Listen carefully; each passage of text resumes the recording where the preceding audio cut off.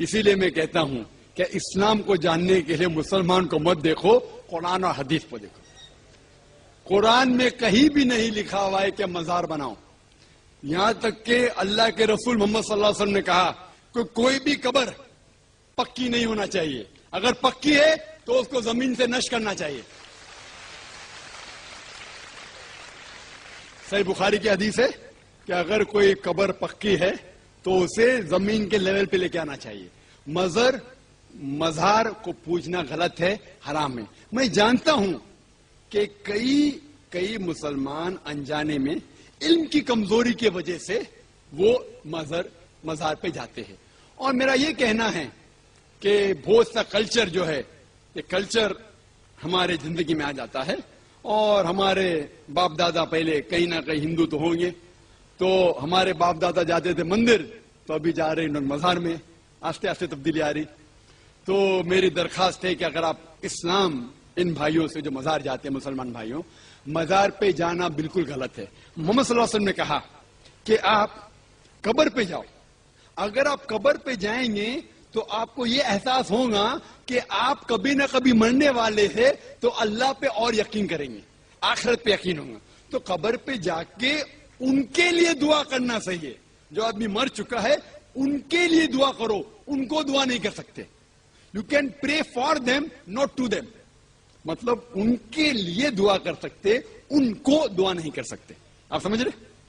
وہ بیچارہ شخص مر گیا ہے، اچھا شخص تھا، اس کے لیے دعا کر سکتے اللہ اسے جنت فردوس دے، انہیں نعمت دے، انہیں معاف کرے، وہ تک ٹھیک ہے. لیکن جا کے یہ بولے کہ میرے ایگزامینیشن میں میرے نمبر کم ہے تو بابا نمبر اچھے کر لو، یہ بالکل حرام ہے. شفا، قرآن مجید میں کم از کم 25 آیتیں ہیں جس میں لکھا ہے شفا. شفا مطلب سفارش، وسیلہ حرام ہے. 2 آیت میں لکھا ہوا ہے صرف ان کو اجازت ہے جو اللہ تعالیٰ آخرت میں ان کو اجازت دیں گے، محمد صلی اللہ علیہ وسلم آخرت میں. آج قبروں کو پکا کرنا، ان کو اونچا کرنا، یہ حرام ہے، گناہ کبیرہ ہے. عیسائیوں سے عبرت حاصل کرو، امریکہ اور UK کے قبرستان جا کے دیکھو، ان میں کوئی آپ کو ڈبل منزلہ قبروں پہ عمارتیں نظر.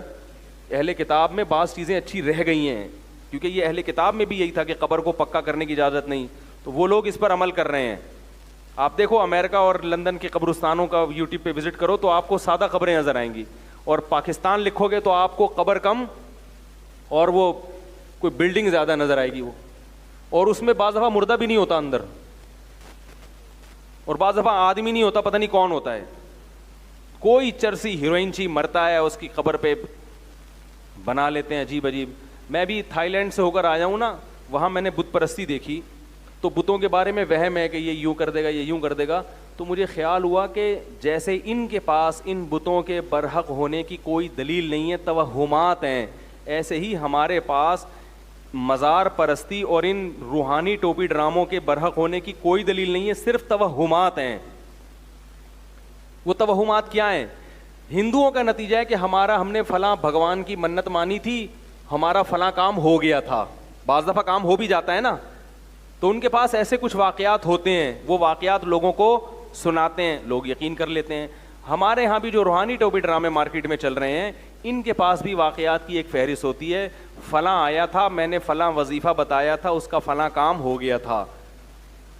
تو اللہ نے بھگوان کے جو پتھروں کے بنے ہوئے بت ہیں ان کے باطل ہونے کی دلیل میں یہ نہیں کہا کہ ان سے تم نے فلاں موقع پہ مدد مانگی تھی اور کام ہو گیا تھا، بلکہ اللہ نے کہا کہ تم کتنی چیزیں ان سے مانگتے ہو وہ پوری نہیں ہوتی.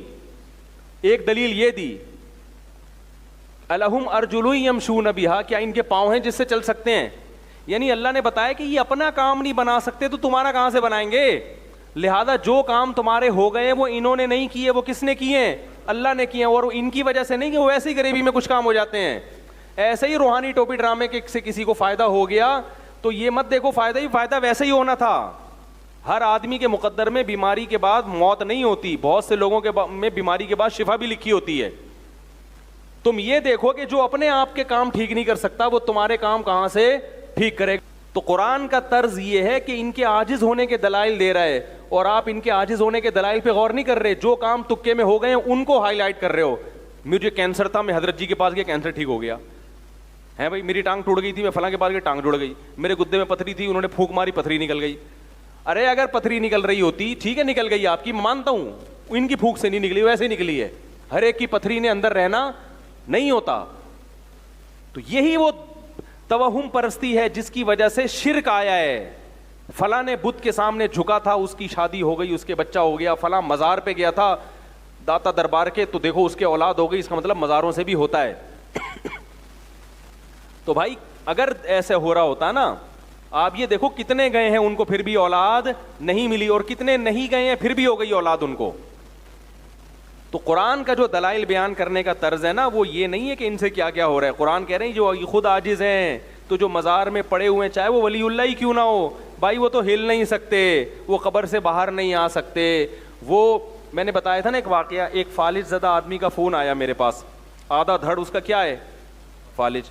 اس نے کہا میں مزار پہ جانا چاہتا تھا, تو میں نے آپ کا بیان سنا, میں نے جانے کا ارادہ ترک کر دیا.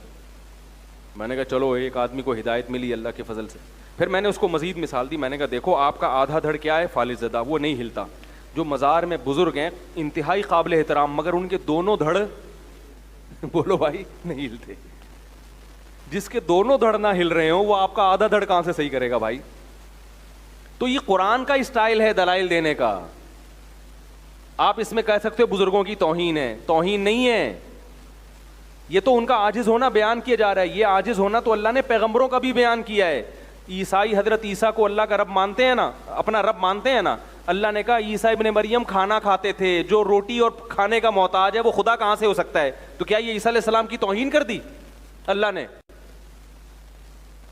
بولو نا بھائی, توہین تھوڑی کی ہے, بتایا کہ بھائی وہ عاجز ہے, وہ بھوک کے لیے روٹی کے محتاج ہیں, تو وہ خدا نہیں ہو سکتے. تو ہم بھی کہہ رہے ہیں جن بزرگ کے دونوں دھڑ کام نہیں کر رہے, اگرچہ وہ بزرگ ہیں اللہ کے مقرب ہیں, ہم سے بہت اچھے ہیں, تو فالج زدہ آدمی کا آدھا دھڑ کیسے صحیح کر دیں گے؟ بعض لوگ کہتے ہیں نہیں, ہم ان سے جا کے کہتے ہیں کہ ہم ان سے دعا نہیں مانگتے, ان کی قبر پہ جا کے کہتے ہیں کہ اللہ سے دعا مانگے ہمارے لیے.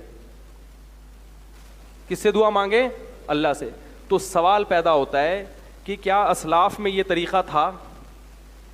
نمبر ایک, کیا یہ بات درست ہے کہ آپ قبر میں جا کے جب ان سے کہیں گے کہ اللہ سے دعا مانگے, تو اس کی کیا دلیل ہے کہ وہ آپ کی یہ پکار سنیں گے؟ قرآن تو کہہ رہا ہے انک لا تسمع الموتى, تم مردوں کو سنا نہیں سکتے. اب یہ مردوں والا مسئلہ آ جائے گا, اس پہ کلپ بازی شروع میرے خلاف. قرآن کیا کہہ رہے ہیں؟ تم مردوں کو سنا نہیں سکتے. میرا یہ نظریہ کہ مردے نہیں سنتے, اگر کسی کا نظریہ سنتے ہیں تو بھائی اس کا ہوگا. بعض اکابر اس طرف گئے ہیں کہ سنتے ہیں, ان کے بھی اپنے دلائل ہیں, لیکن مجھے جو دلائل سے جو بات صحیح میں وہ بیان کر رہا ہوں. کسی کی شان میں توہین نہیں کر رہا, کیونکہ قرآن کی اتنی واضح نص موجود ہے اس بارے میں کہ آپ مردوں کو سنا نہیں سکتے. بعض کہتے ہیں ہم سنا نہیں سکتے, لیکن اس قرآن میں یہ کہا کہ وہ سن نہیں سکتے. اصل میں یہاں سنانے کا مقصد کیا ہے کہ وہ